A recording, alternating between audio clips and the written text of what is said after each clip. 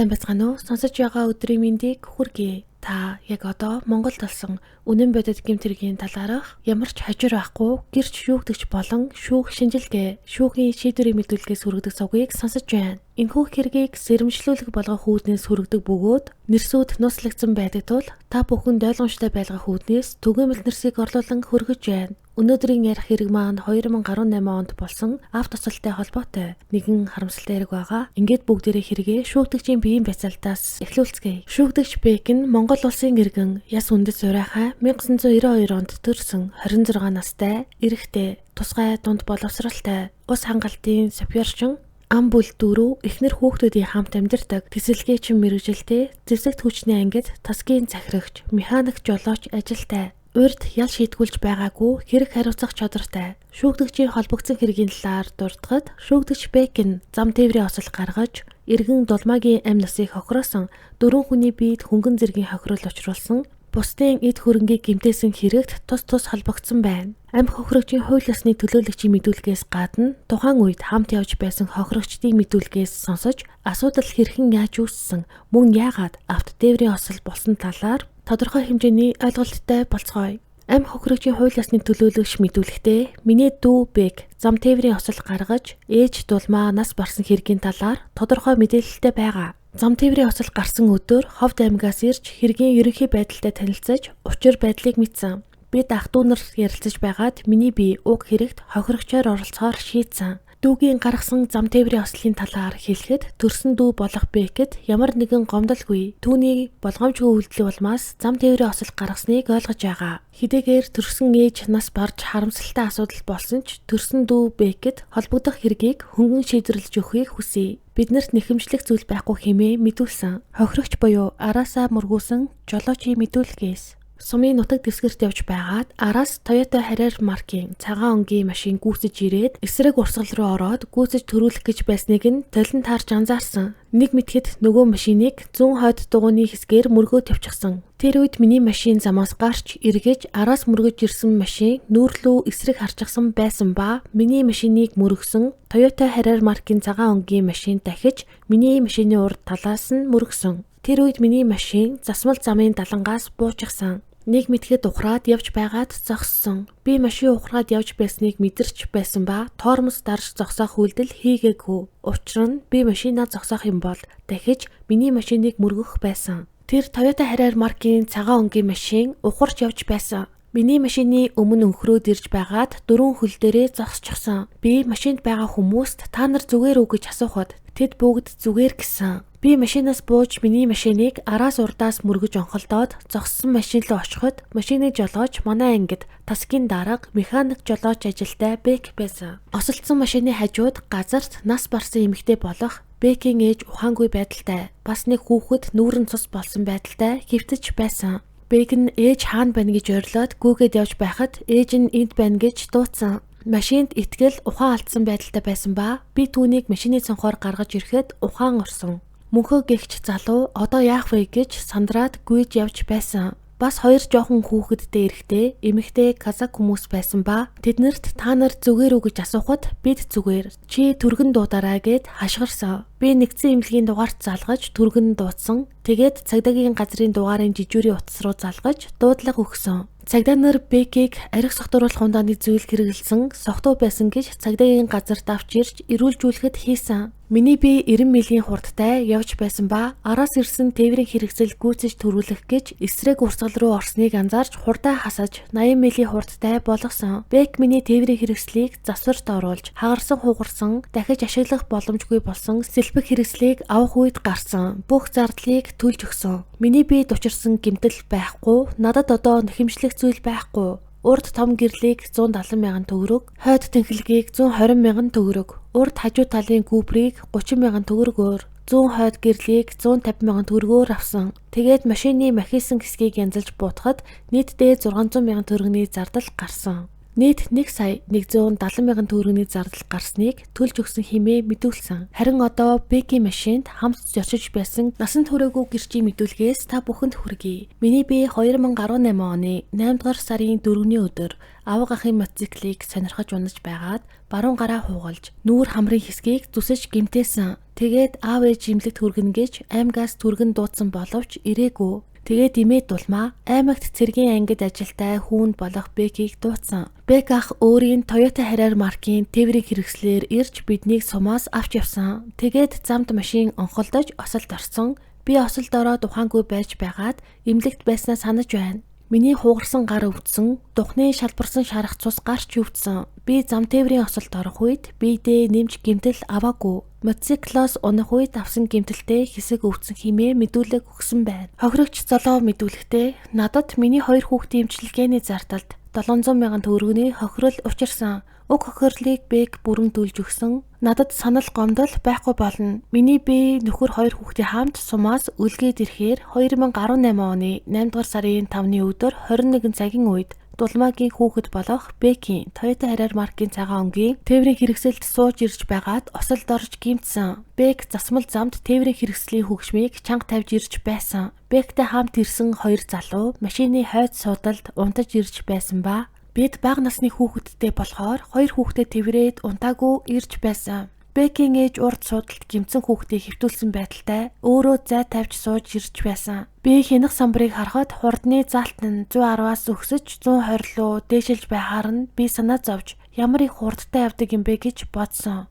Нөхөр хурдаа багсаг ямар их хурдтай явдаг юм бэ гэж хэлсэн боловч Бек сонсоогүй. Учир нь машины хөгжмийг маш их чангалсан байсан. Тэгээд урд явж байсан машины араас гүйцэж очиж хажуугаар нь гүйцэх гэж зэрэгцэх үед тээврийн хэрэгслийн тэнцвэр алдагдаж 2 тал руу дайвах шиг болж хурд нь баг зэрэг саарч байгаад урд нь явж байсан хөх ягаан өнгийн Purus 20 маркийн тээврийн хэрэгслийн хажуу талаас урд хэсгээрээ мөрөгсөн. Тэгээд манай машин замаас гарч хэд хэдэн удаа өнгөрч яваад унсан. Би машинд ухаан ороод харахад машинд байгаа бүх хүмүүс байхгүй. Миний хажууд нэг л залуу үлдсэн. Бусд нь машинаас цацагдаж шидэгдсэн байсан. Би машин дотор хөлөө хавчуулж гарч чадахгүй байсан. Бек машины гадаа ээж хаана байна гэж орилж хашгирч байсан. Тэгээд би машины цонхоор гарсан. Тэр үед миний нөхөр 2 хүүхдийг тэврээд над руу гүйж ирж байсан.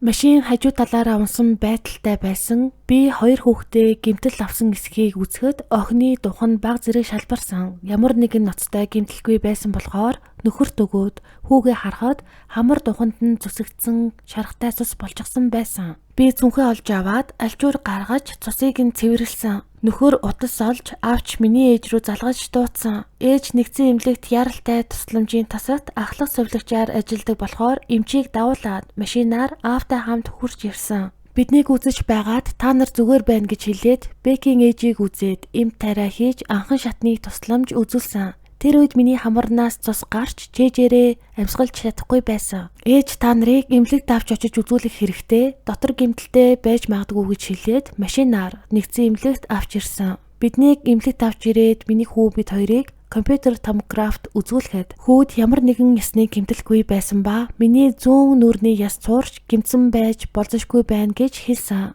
Мөн миний доод ирүү баг зэрэг мултарсан байсан. Эмчнэр явандаа өөрөө зүгээр болно гэж хэлсэн. Тэгээд намайг эмнэлэгт хэвтүүлсэн. Машинд нийт жолоочоос гадна 8 хүн зорчиж байсан. Тээврийн хэрэгслийн хурдыг хэтрүүлж тэнцвэр алдуулж урд явж байсан тээврийн хэрэгслийг мөргсөн болсон. Гол нь тээврийн хэрэгслийн хурдыг хэтрүүлснээс болсон. Тэгээд машины тэнцвэрийг алдагдуулсан. Машины дугуй буудсан, хагарсан гэх асуудал болоогүй. Машины дугуй хагарсан дуу чимээ сонсогдоогүй. Осол машины дугуй хагарснаас болсон гэдг нь худлаа. Бек урд явж байсан машиныг гүйцэж төрүүлэх гэж явж байх үед 2 тал руу дайвуулж машины тэнцвэрийг алдагдуулсан. Машины цонх баг зэрэг онгорхоо явж байсан ба машины дугуй бууцсан чимээ огт сонсогдоогүй хэмээн мэдүүлэг өгсөн. Хохирогч итэл мөрдөн байцаалтанд өгсөн мэдүүлэгтээ айхтар ноцтой гэмтэл аваагүй учраас нэхэмжлэх зүйл байхгүй. Замд нэг гүүр гараад зогссон.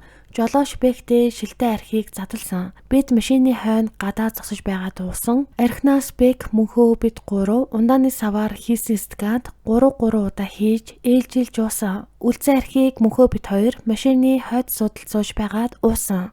Тэгээд сумын нутаг дэвсгэрт явж байхад би машинд унтчихсан. Нэг сэрэхэд машин эргэж байх шиг болсон. Миний ухаан алдсан байсан. Нэг мэтгэд би машинд ганцаараа сууж байсан. Тэгээд би машины цонхоор гарсан. Миний ухаан санаа самуурч орон гарan болсон байсан. Миний ухаан санаа сэргэх үед гадаа хөвтөж байсан. Бэг газарт хөвтөж байсан ээжигээ тэврээд сууж байсан. Эмнэлэгт үзүүлэхэд эмчнэр миний илтгэх хөдөлгөөн, тээврийн хэрэгсэл удирдах чадвар, эрс буурдаг. Ийм байдалтай хүн машин барьвал замын хөдөлгөөний аюул маш их нэмэгдэнэ. Үнэн дээр энэ нь жолооны осол гаргах өндөр эрсдэлтэй нөхцөл юм. 2% стилийн спирт хэрэглэсэн хүн нь реакц нь 2-3 дахин удаашрсан байдаг. Машины хурд, замын нөхцөл, бусад жолоочийн үйлдэлийг зөв үнэлж чадахгүй. Зөвхөн нэг буруу шийдвэрч асар том осолд хүргэж олно. Тиймээс дунд болон өндөр түвшний согтолтой үед машин барих нь хууль зөрчгөөс гадна амь нас, эрүүл мэнд гээд бусдын эд хөрөнгөд шууд аюул нүүрэлдэг байна. 2018 оны 8 дугаар сарын 20-ны өдрийн 32 дугаартай шүүх эмнэлгийн задлан шинжилгээний дүгнэлтээр талигаач Дулмаагийн нас барсан шалтгааныг нь тогтоосон. Нас барсан шалтгаан нь гадны хүчин зүйлээр үүссэн хавсарсан хүнд гэмтэл,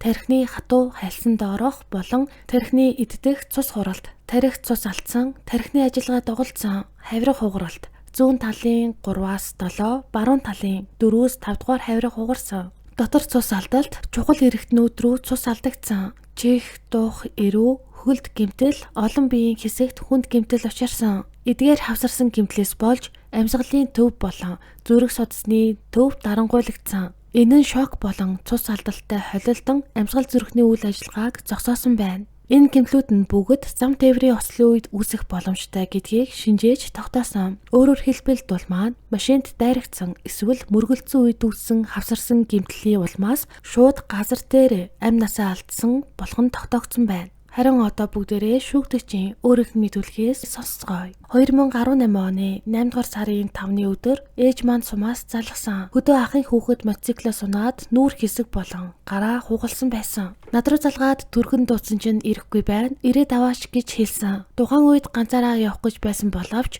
хоёр найзтайгаа тааралдаж би сум явах гэж байна. Бүгдээрээ цугтаа яваад ирье гэж хэлсэн. Тэгээд хоёр найзтайгаа хамт 0.5 грамын гөрөөл нэртэй архи авч гарсан. Сумын гүүр гэдэг газар ирж зогсож авч гарсан архийг ундааны савнд хийж тойруулж 3 хундаг архи уусан. Тэгээд зогсохгүй явж байгаад засмал зам дээр гарсан. Тээврийн хэрэгслийн хурдыг хэтрүүлж санамсаргүй байдлаар осол гаргасан. Тээврийн хэрэгслийн хурд хэтрүүлсний улмаас осолд орж ээжийнхээ амь насыг хохироосонд гүний харамсаж байна. Гаргасан үйлдэлдээ гимшиж байна хэмээн мэдүүлэг өгсөн байна. Шинжээчдийн дүгнэлтээр осол гарсан гол шалтгаан нь жолооч бэг согтууруулах хундаа хэрэгэлсэн явдал байсан байна. Согтуурсан үед анхаарал сулрах, реакц удаашрах, осол гаргах маш их өндөр эрсдэлтэй байдаг. Мөн ослын өмнөх нөхцөл байдалд бэг хурдыг багасгах, эсвэл машиныг зогсоох арга хэмжээ аваагүй. Замын хөдөлгөөний дүрмийн дагуу аюул учир бол хурдыг багасгах, зайлшгүй бол зогсоох ёстой байдаг. Нэмж хэлэхэд тээврийн хэрэгслийн хурд дүрмд заасан хязгаараас хэтэрсэн байсан нь бас нэг шалтгаан болсон юм.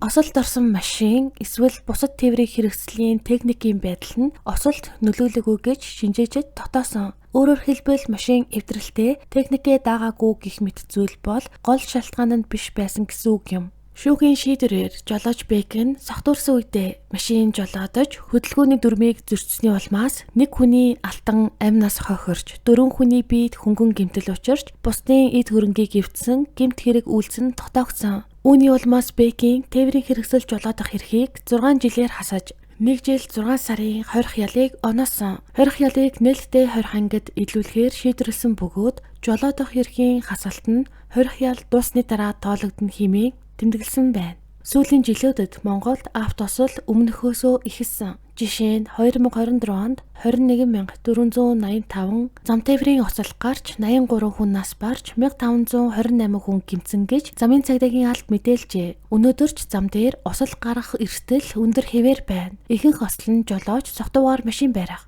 хурд хэтрүүлэх, ослын үед шаардлагатай арга хэмжээ авахгүй байх зэрэг шалтгаантай. Мөн замын нөхцөл, цаг агаар, машины онцлогийг тооцоолгүй хурдан явах нь осол гаргах гол хүчин зүйл болдог. Эцэст нь хэлэхэд автосол бол тохиолдлын хэрэг биш юм. Энэ нь жолоочийн хариуцлагагүй байдал, дүрм зорчих, олон хүчин зүйлсээс үүддэг. Тиймээс өөрөө болон бусдын аюулгүй байдлыг хангахын тулд замын дүрмээ ягштал мөрдөх нь хамгийн чухал юм. Өнөөдрийн дугаар энд хүрээд дуусаж байна. Тэгээд санал бодлоо комент хэсэгт зөв боловсон үлдээдэг, уран мөгээр дэмждэг та бүхэндээ маш их баярлалаа. Баяртай.